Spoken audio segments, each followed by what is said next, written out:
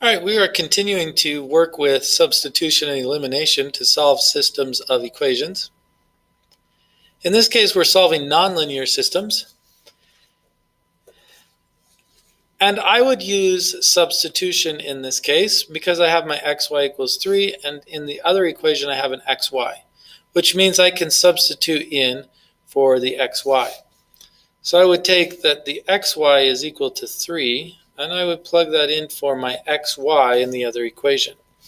So I would have an x squared plus a 2 times a 3, which is 6. That equals 10. Now I can subtract the 6. I get x squared equals 4. And then square rooting, I get x equals positive or negative 4. Notice I have two answers, which means I will need to plug in two different things. I will need to plug in both the positive 4 and the negative 4 into my equation. And I'm going to use the top equation because it's easier. So I'm going to plug in a 4 for x. And I'm also going to plug in a negative 4 for x. So if x is 4, I would divide, and I would get the y is 3/4. And if x is negative 4, then I would get y is negative 3/4. So I would have a point. I plugged in a 4, and I got 3/4. And I also have a point at negative 4, and I got negative 3/4. So these are my answers or solutions to this system of nonlinear equations.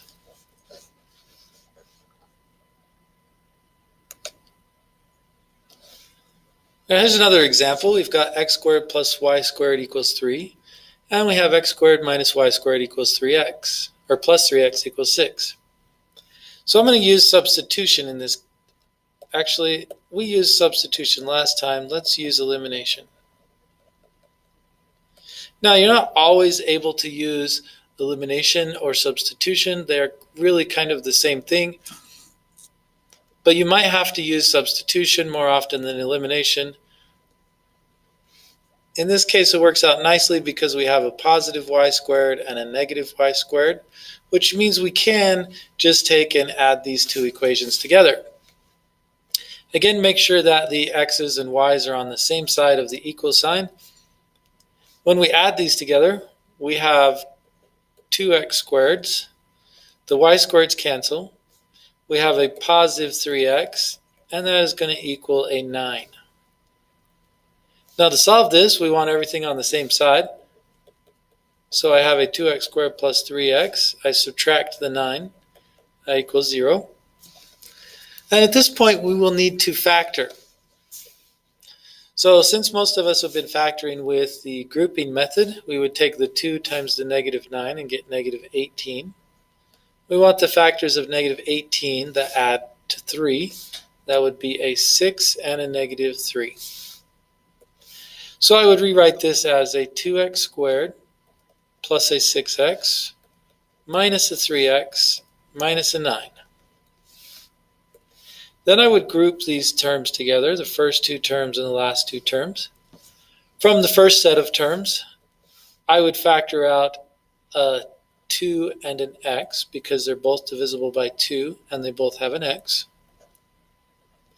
When I divide by 2x, this first term has an x, this second term has a positive 3. From the second set, they're both divisible by a 3, and I'm going to take the negative sign with it. When I divide the first term by negative 3, I get x. Dividing the second term by negative 3, I get positive 3. Now I can see that they both have a greatest common factor of x plus 3. So if I divide this first term by x plus 3, I'm left with a 2x. And dividing the second term by x plus 3, I'm left with negative 3. Now, for these to equal 0, either x plus 3 equals 0 or 2x minus 3 equals 0.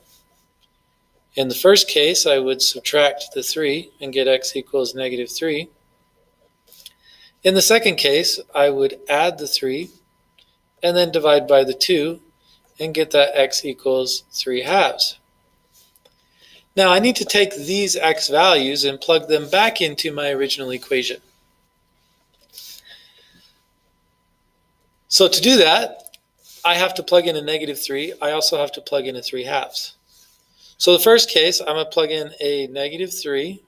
So I'm going to have a -3 being squared plus the y squared, and that has to equal 3. So -3 squared, that's 9. And then I subtract the 9 over to the other side. So I get y squared equals -6.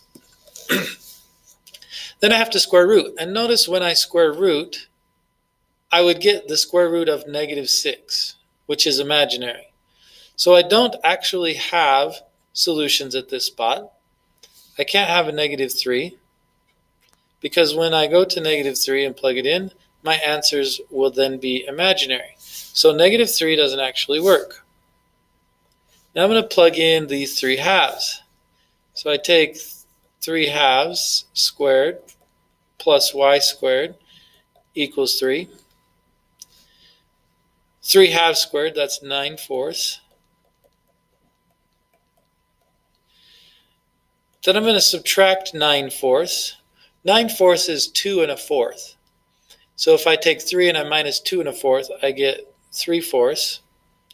And when I square root that, I get plus or minus square root of 3 is on top, square root of 4 on bottom, which is just 2. So I have y is plus or minus square root of 3 over 2. So I really have 2 points where these are crossing. When I plugged in 3/2, I got positive square root of 3 over 2. And I also got negative square root 3 over 2. So these are my 2 points of intersection, or in other words, my 2 points for the solution for this equation.